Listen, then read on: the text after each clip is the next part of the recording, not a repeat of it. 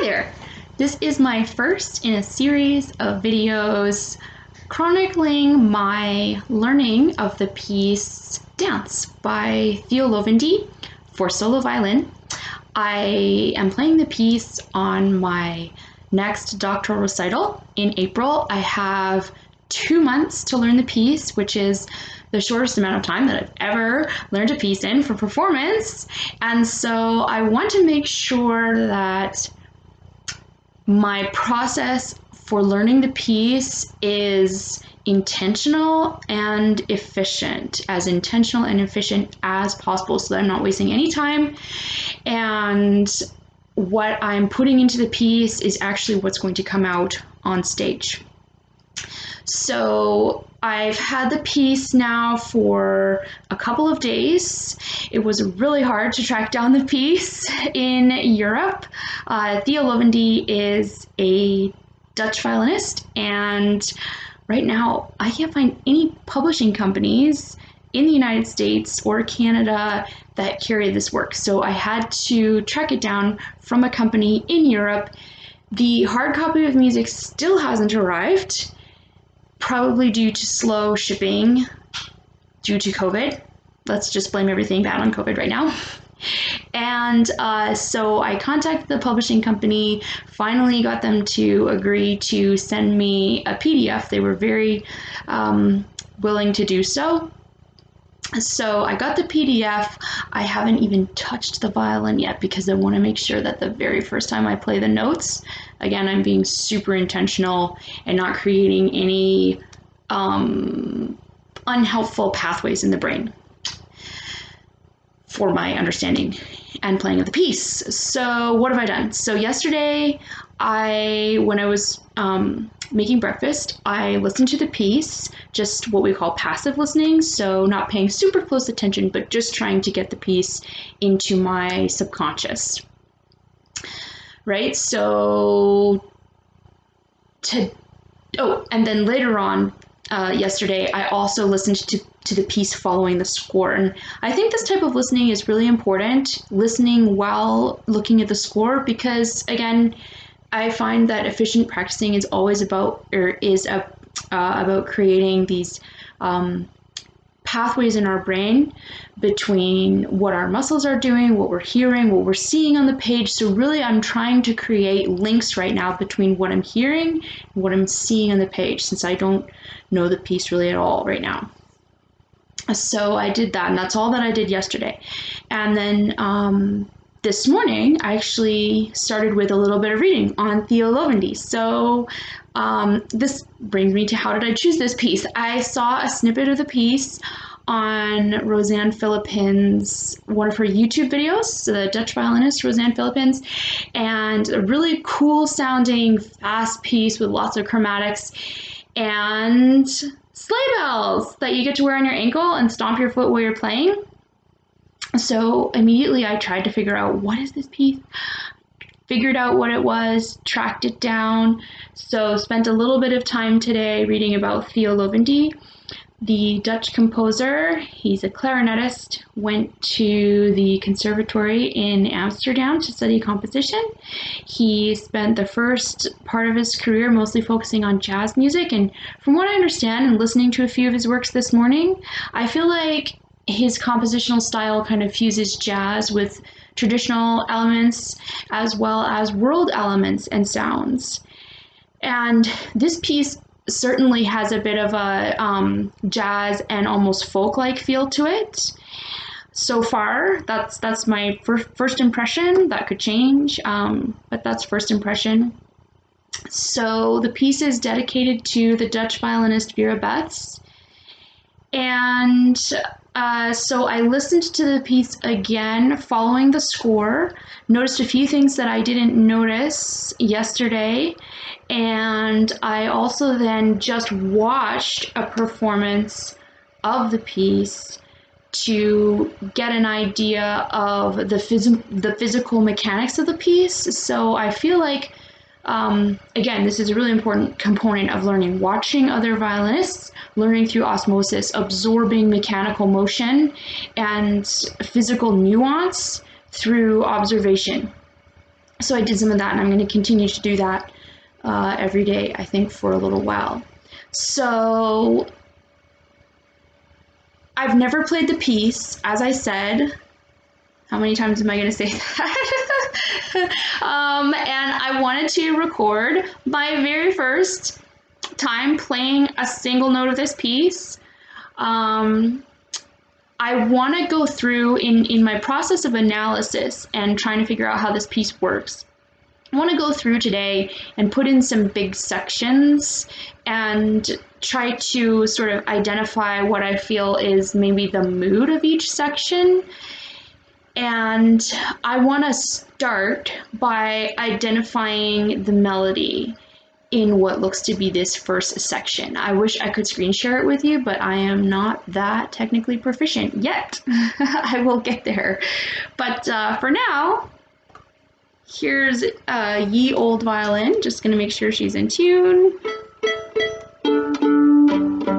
Good enough. Okay, so I'm not even using the bow right now because I don't want to create any, like I said, unhelpful pathways in the brain. Just gonna try to pick out this melody line with pizzicato. Okay, so if you could see the score, and maybe I'll just show you here quickly on my iPad what it looks like. One of these days I'll be able to screen share.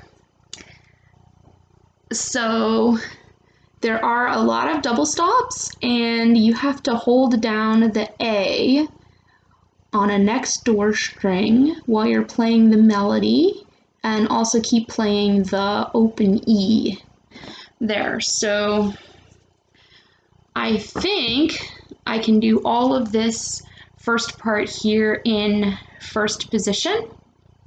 So I'm going to try for the first 3 lines in a bit, just picking out the melody line. All right, here we go. I'm going to go slow.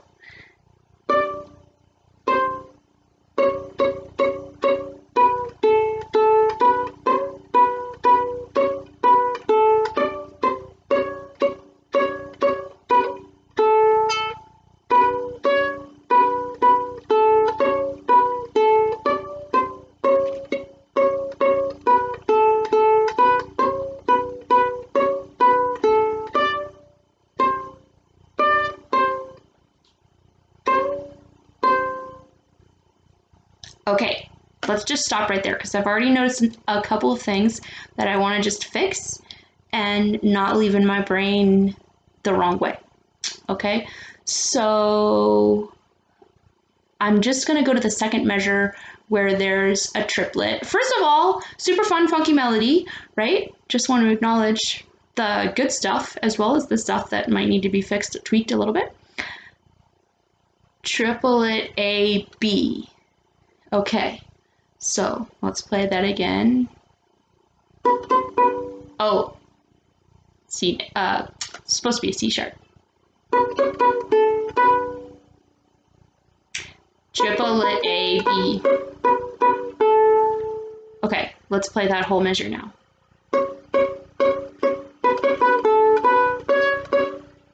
Whoops. Okay, now I don't want to play it too many times incorrectly. Right now, the texture is just really dense, so I'm trying to just pick out the melody line from the 3-part texture. So right now, before I play it again, I'm just going to speak the notes to myself, okay? C sharp, C sharp, C sharp, C sharp, B, C sharp, B, A, B, C sharp, B, B, A, C sharp, B, D, C natural.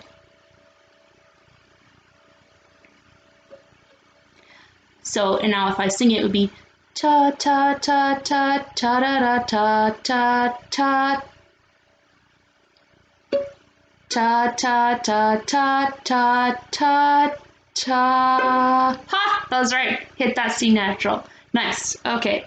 Now that I have spoken it, sung it, I'm going to try to play it again accurately.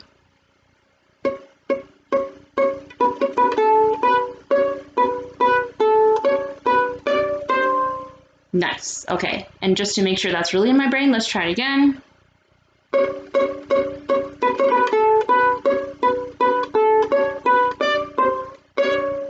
Jazzy, nice. Okay. Now, another thing I want to make sure I'm doing correctly are these glisses. Glissing from a B sharp to a C sharp.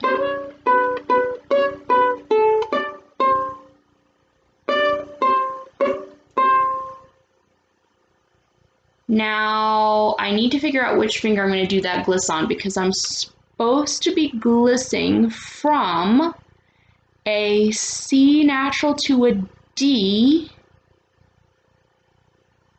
So I can't do it with a 3. And eventually I'm going to be holding down an A over here. So maybe I have to slide up to the D with a 2.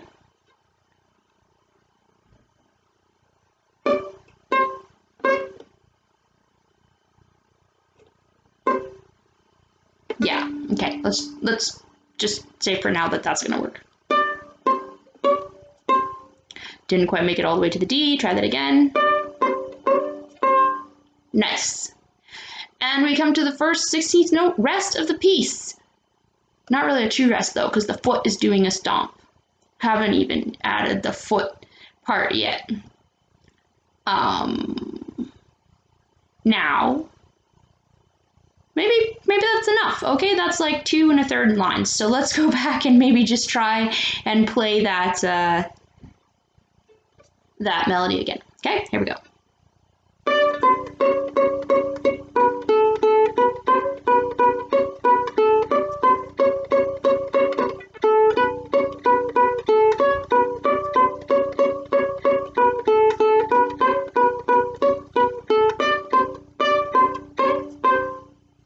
Nice.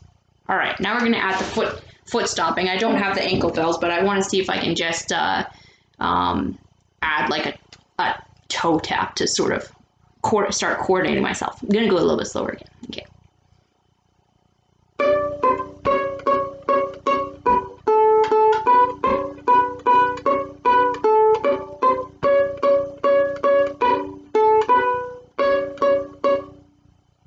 Okay, I'm still confused by that triplet.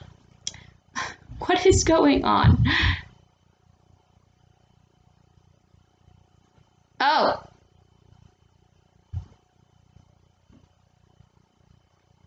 I think the triplet happens after an 8th note. So there's got to be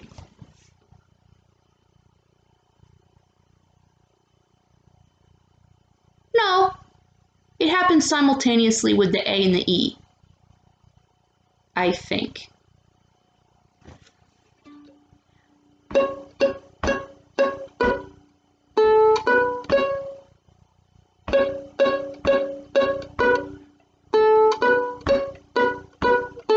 So I'm just tapping the 8th notes right now so I can try to line that triplet up properly.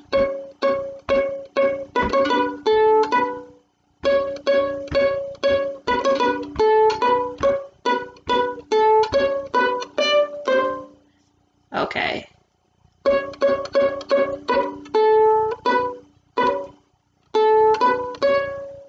I think I'm going to triplet too fast.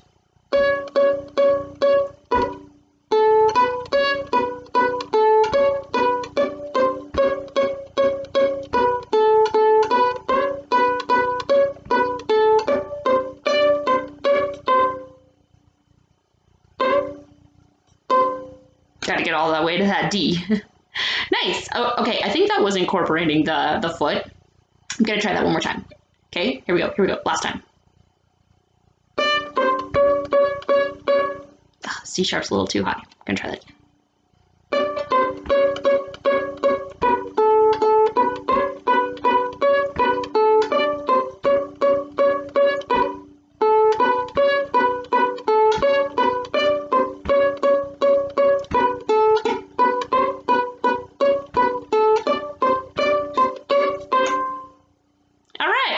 There's the first little statement of the melody. So gonna let you guys go right there and continue this little practice by myself and pick it up next time. Let you know what the next stage of practice is. All right, happy practicing, guys.